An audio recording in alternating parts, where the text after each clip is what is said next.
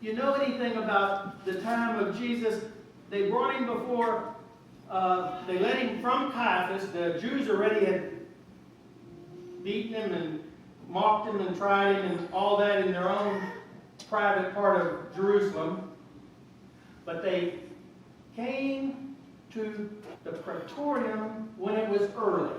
And the Greek there, the time for early means between 3 o'clock in the morning and 6 o'clock in the morning.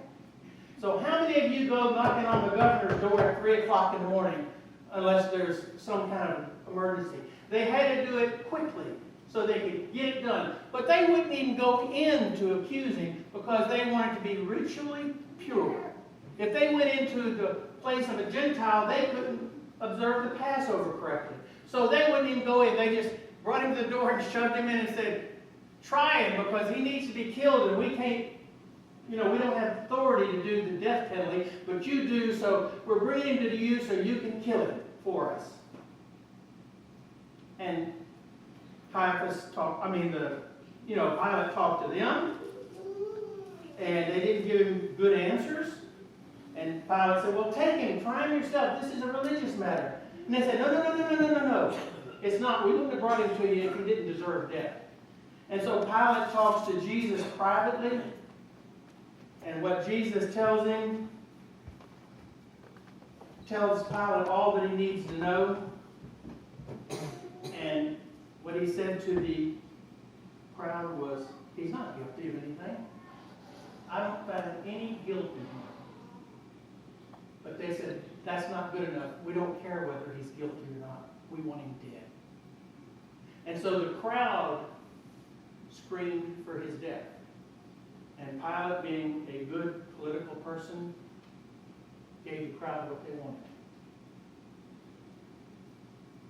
And I have to say this morning, you're joking, right? Because can you see the very same thing happening right now, today? I am so disturbed over current events that I can barely stand before you and be anywhere close to politically correct.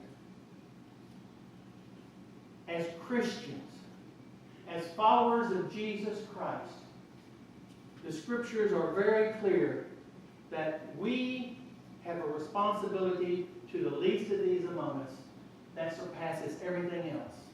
And yet, because of the cries of our leaders, not only in the United States, but around the world, we are acting like a bunch of craven cowards that have turned our backs on all the moral, responsible actions that we need to take.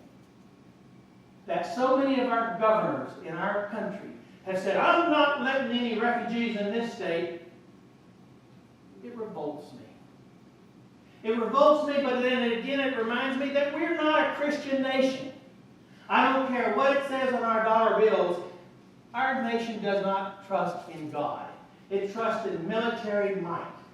Our military spends 5 times more than the next 5 largest countries in the world. Think about that for a minute. Over $600 billion spent on military armament. More than Russia, China, France, Britain. All of those combined don't combine with what we spend in military might. And why do we spend that? Because we're so afraid. And as Christians, we know we don't have to be afraid. So there's a disconnect there. You're joking, right? You're joking.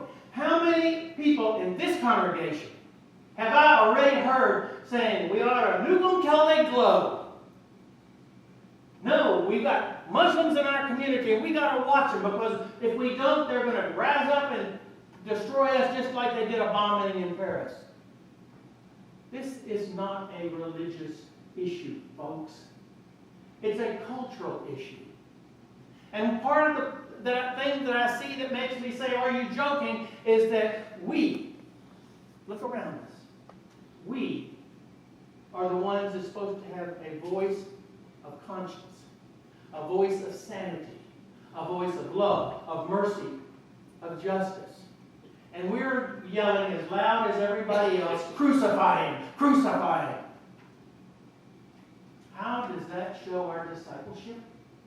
How does that show our love? I really don't think it does.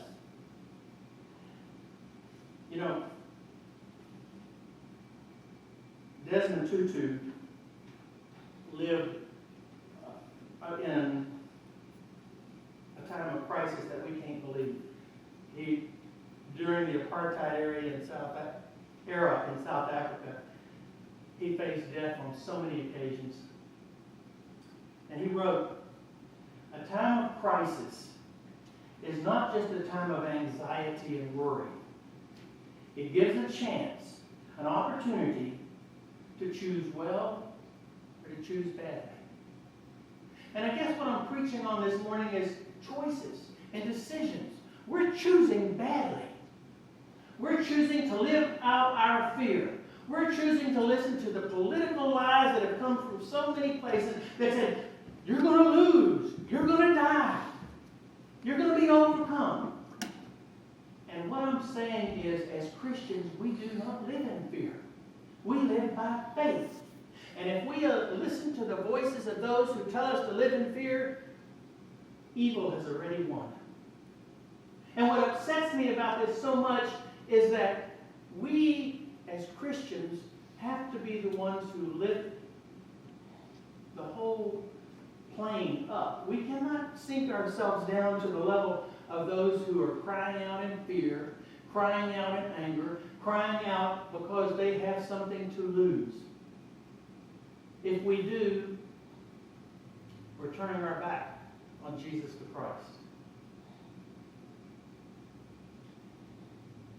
In a book called Doing the Truth that was written in 1955, the writer said, "The logic is clear that every decision is for or against God. And more than logic, we have the Lord's word for it himself, be ye perfect, even as I am perfect." Several Sundays now I have preached on faith and fear. But I don't see that the need has gone away. There's so many of us, like the crowd, that we want to be close to Jesus, but we don't want to be too close. And we're close enough to Jesus to see what he wants and to hear his voice,